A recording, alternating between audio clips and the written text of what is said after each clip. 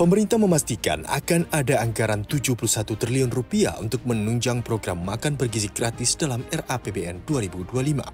Usai pertemuan dengan Menteri Keuangan Sri Mulyani dan anggota bidang keuangan tim gugus tugas sinkronisasi pemerintahan Prabowo Gibran, Thomas Ciwandono, Menko Perekonomian Erlangga Hartarto menyatakan besaran anggaran telah diketahui Presiden terpilih Prabowo Subianto. Erlangga menegaskan bahwa APBN pada 2025 akan tetap dijaga sesuai dengan batas-batas aman sesuai yang diamanatkan dalam Undang-Undang Keuangan Negara, termasuk soal batasan rasio utang terhadap PDB. Sementara itu, Menteri Keuangan Sri Mulyani mengatakan anggaran makan bergizi gratis tidak akan membuat APBN 2025 jebol.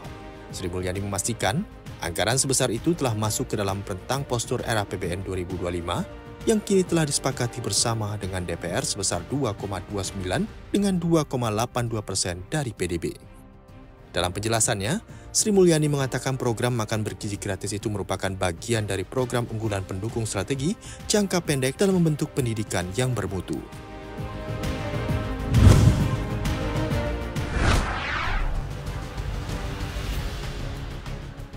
Terus melemahnya nilai tukar rupiah terhadap dolar Amerika Serikat bakal berdampak pada beban subsidi yang ditanggung pemerintah, khususnya subsidi energi.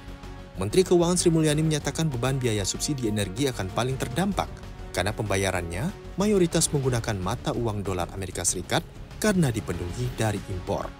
Sri Mulyani enggan mengatakan potensi pembengkakan beban subsidi itu dari pelemahan nilai tukar rupiah terhadap dolar saat ini. Ia hanya menekankan bahwa memang saat ini beberapa indikator makro yang menjadi ukuran APBN 2024 sudah banyak yang melenceng. Diketahui dalam asumsi makro 2024, nilai tukar rupiah terhadap dolar Amerika Serikat hanya dipatok di level Rp15.000 per dolar Amerika Serikat. Sementara itu, kurs rupiah pada penutupan perdagangan awal pekan menguat 0,33% ke level 16.390 per dolar Amerika Serikat.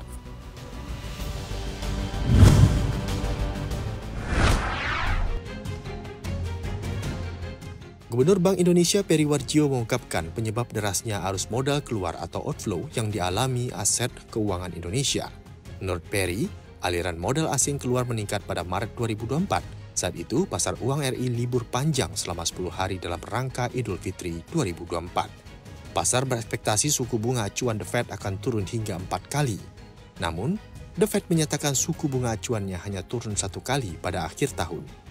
Di sisi lain, faktor domestik seperti permintaan dolar dari korporasi tinggi untuk repatriasi dividen dan pembayaran utang dan persepsi pasar terkait dengan kesinambungan fiskal ke depan. BI melakukan 3 cara untuk melakukan stabilitas rupiah. Pertama, intervensi dengan cadangan devisa. Tidak hanya dengan intervensi cadangan devisa, BI juga melakukan intervensi melalui Sekuritas Rupiah Bank Indonesia atau SRBI dengan underlying SBN. BI menawarkan SRBI kepada investor dengan tenor yang ditawarkan yakni 3, 6, dan 12 bulan. Ketiga, BI menaikkan suku bunga pada April 2024.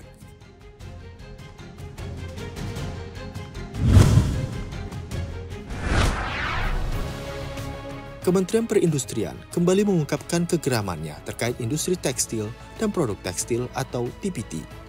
Kali ini juru bicara Kemenperin Febri Henry Anthony Arif memperingatkan agar industri TPT tidak jadi korban oleh pengembangan industri elektronik dan pembuatan microchip. Dia menjabarkan industri TPT merupakan sektor padat karya, menyerap tenaga kerja lebih dari 3,98 juta tenaga, atau memberikan kontribusi 19,47% terhadap total tenaga kerja di sektor manufaktur pada tahun 2023. Pada kuartal 1 tahun 2024, industri TPT berkontribusi 5,84% terhadap PDB. Sektor manufaktur, serta memberikan andil terhadap ekspor nasional sebesar 11,6 miliar dolar Amerika Serikat dengan surplus mencapai 3,2 miliar dolar Amerika Serikat. Sebelumnya, Menteri Perindustrian Agus Gumiwang Kartasasmita bahkan belak-belakan meminta Menteri Keuangan Sri Mulyani agar konsisten dengan ucapannya terkait ancaman impor dan dampaknya terhadap industri TPT dalam negeri. Menurut Agus, pemberlakuan larangan dan pembatasan melalui pertimbangan teknis impor justru menjadi langkah strategis mengendalikan masuknya produk impor.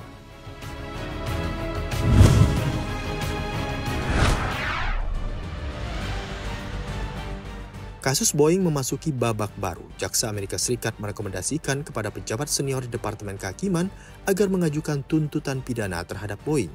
Rekomendasi disampaikan setelah Jaksa Amerika Serikat menemukan produsen pesawat itu melanggar penyelesaian terkait dengan 2 kecelakaan fatal. Jaksa merekomendasikan tuntutan pidana terhadap Boeing karena melanggar perjanjian yang timbul dari 2 kecelakaan fatal pada tahun 2018 dan 2019 yang melibatkan jet 737 MAX. Hal ini akibat batalnya kesepakatan tahun 2021 di mana Departemen Kehakiman setuju untuk tidak menuntut Boeing atas tuduhan menipu Badan Penerbangan Federal atau FAA selama Boeing merombak praktik kepatuhannya dan menyerahkan laporan rutin. Boeing juga setuju untuk membayar $2,5 miliar Amerika Serikat untuk menyelesaikan penyelidikan. Namun Boeing gagal melaksanakan semua syarat-syarat tersebut. Kasus ini berawal dari kecelakaan fatal di Indonesia pada tahun 2018 dan di Ethiopia pada tahun 2019 yang melibatkan jet 737 MAX. Hasil investigasi kecelakaan ini menunjukkan adanya sistem kontrol penerbangan yang ditambahkan Boeing ke MAX tanpa memberitahu pilot atau maskapai penerbangan.